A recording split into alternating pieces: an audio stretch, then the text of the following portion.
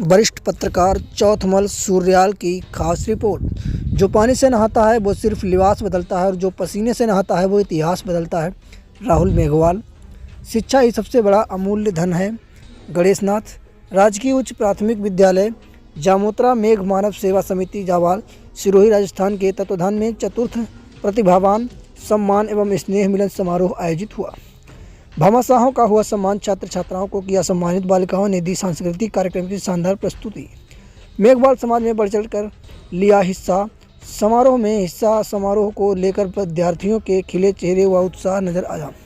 अतिथियों का फूल मालाओं साफा एवं स्मृति चिन्ह के भव्य शानदार सम्मान। कार्यक्रम के मचासीन अतिथि।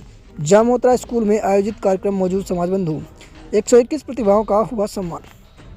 जावाल में निकटवर्ती राजकीय उच्च प्राथमिक विद्यालय जामोत्रा गांव में मेघ मानव सेवा समिति जावाल सिरोही राजस्थान के तत्वाधान में चतुर्थ प्रतिभावान सम्मान एवं स्नेह मिलन समारोह रविवार को परम सानिध्य श्री श्री 1008 गणेश नाथ जी महाराज गादीपति शिव मठ सांचौर जालौर के सानिध्य में आयोजित हुआ। विशिष्ट अतिथि पीसीसी सदस्य कांग्रेस हरीश राठौर। मेघवाल समाज विकास संस्थान 22 परगना अध्यक्ष सिरोही बीराराम परलाई। राजकीय उच्च माध्यमिक विद्यालय प्रधानाचार्य सनवाड़ा रेवदर मूल शंकर मेघवाल। राजकीय उच्च माध्यमिक विद्यालय प्रधानाचार्य मंडाड़ी मांगीलाल मेघवाल। राजकीय माध्यमिक गाँव महाविद्यालय प्रधानाचार्य कैलाश नगर भभूताराम मेघवाल। मुख्य वक्ता ज्ञान ज्योति कोचिंग संस्था उदयपुर के संस्थापक राहुल मेघवाल।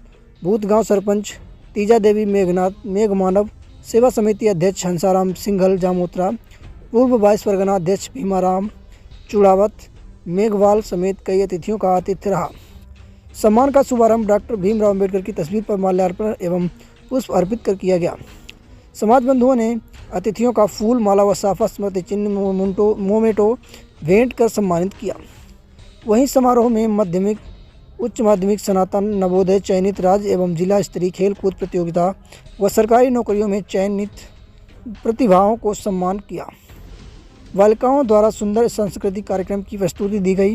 कार्यक्रम में गणेश नाथ महाराज ने समाज बंधुओं को संबोधित करते हुए कहा कि शिक्षा वह शेरनी का दूध है, जो पिएगा वही दहाड़ेगा। उन्होंने बाबा साहब डॉक्टर भीमराव अम्बेडकर की जीवनी प्रकाश डाला। युवाओं महापुरुषों के बताए मार्ग पर चलने के लिए आह्वान किया और शिक्षा के क्षेत्र में आगे बढ़ने के लिए प्रेरित किया। साथ ही राहुल मेघवाल समाज के युवाओं को शिक्षा के क्षेत्र प्रतियोगिता परीक्षा में कठोर मेहनत के साथ सफलता हासिल करने के लिए जोर दिया। साथ ही अपने माता पिता के सपनों को पूरा करने के लिए प्रेरित किया और युवाओं को नशे की लत से दूर रहने को कहा। साथ ही कहा, जो पानी से नहाता है वो सिर्फ लिबास बदलता है और जो पसीने से नहाता है वो इतिहास बदलता है। भामाशाहों का भी बहुमान किया गया। मंच संचालन रमेश सरेल मेघवाल ने किया। इस मौके पर समिति के पदाधिकारी सदस्य व आसपास गांव के कई समाज बंधु मौजूद थे। पहले अपने महापुरुषों ने जिन महापुरुषों ने शिक्षा रूपी शेरनी का दूध पिया है वो दहाड़ लगा कर आपको जगा के गए हैं और अभी उनकी दाढ़ सुनकर जागृत हुए और जिन्होंने अभी जो शिक्षा रूपी दूध पिया है वो भी आपको दहाड़ लगाकर जगा रहे हैं, शिक्षा की ओर जागृत करते रहते हैं। तो सबसे अमूल्य धन है तो शिक्षा है। में गति गई, गति के बाद में धन गए तो कुछ नहीं आपके पास में। शिक्षा के अभाव में कितना अपना नुकसान हुआ। पहले अपने पास में शिक्षा नहीं, तो अपने को जिन तरीके रखते थे उस तरीके अपने रहते थे। ये सब शिक्षा न होने से अपने गुलामी करनी पड़ती थी। पर जब पलों में से मैं समाज की बेटियों और समाज को बेटों को कहना चाहूंगा, लास्ट टाइम मैं अलग अलग कार्यक्रमों में गया, हमेशा जब भी मैं कार्यक्रम में जाता हूं मेरा एक बहुत बड़ा मेरा खुद का एक घरों का विषय है, उसमें मंच संचालन के रूप में रमेश जी सरेल साहब वहां हमेशा रहता था। एक बार जोरदार तालियां इनके लिए भी, क्योंकि हमेशा समाज की वो माँ जो कंठ में विराजमान है इनके, वो अपनी बात को समाज के उस व्यक्ति तक पहुंचाते जहां समाज में जरूरत है। साथियों, जब अलग अलग लोगों से मिलते हैं, समाज की सबसे बड़ी विडंबना जो हमेशा समाज के बेटा और बेटी को प्रेरित करते हैं, बेटा तेरे को पढ़ना चाहिए, तुझे भी समाज का नाम रोशन करना चाहिए, तुझे भी समाज की अग्रणी पंक्ति में आना चाहिए। तो समाज के बेटे और बेटी ने एक ही बात अपने आप में कही है, मैं भी जब मिलता हूँ बच्चों को कहता हूँ बेटा तुम्हें ये करना चाहिए, वो करना चाहिए, तो बच्चा एक ही बात आगे निकाल कर आता है, सर हम आगे भी बढ़ना चाहते हैं, समाज का नाम भी रोशन करना है, कम से कम कुछ करें या नहीं करें, इसी दरी से, इसी कुर्सी से नेक मानव समिति के माध्यम से आयोजित कार्यक्रम में इस बात की कसम खा के जाएं कि हम हो सकते हैं कि एक कहलू के घर में जन्मे हो, हम हो सकता है कि एक छपरे के घर में जन्मे हो, लेकिन हमारे माता पिता के अंतिम दर्शन एक महल से विदा होने चाहिए, तब मुझे लगेगा आप सभी का यहाँ आना, हम सभी की बात को सुनना दुनिया के सबसे बड़े ऐतिहासिक पलों में से हैं। साथियों, जिस तरीके से इस कार्यक्रम काम करना चाहिए वहां तक अपन नहीं पहुंच पाए। हमारा एक ही उद्देश्य होना चाहिए कि हम समाज को शिक्षित कैसे करें, शिक्षा के रूप में कैसे आगे ले जाएं।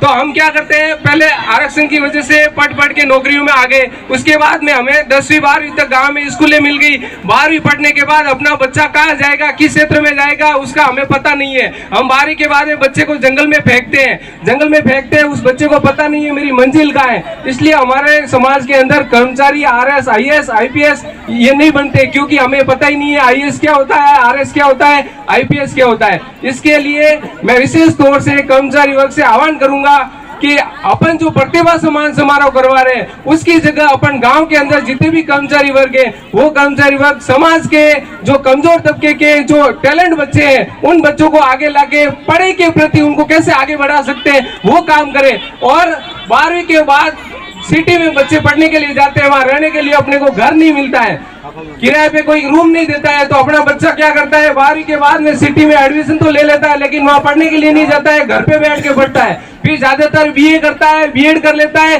फिर मास्टर की तैयारी करता है। उसके अलावा अपने को कोई पता नहीं रहता है कि अपने को करना क्या है। इसका रीजन यही है कि अपने को उस बच्चे को ये नहीं बताया कि आगे हमें क्या करना है। तो मैं जितनी कमेटियां बनती है समाज की उन सबसे जाके यही आह्वान करता हूँ कि आप जो 12वीं के बाद में जो बच्चे पढ़ते हैं उनको बताए कि आप इस क्षेत्र में जाना चाहते हो तो उसका रास्ता है, उसका रास्ता जो अगर उन बच्चों को बताओगे तो उस क्षेत्र में जरूर काबिल होगा। नहीं तो हमारी प्रतिभा है 12वीं के बाद में कॉलेज में जाके मरती है, और जो टैलेंट 12वीं के अंदर रहता है वो 2 साल के बाद में अपने को मजदूरी पे मिलता है।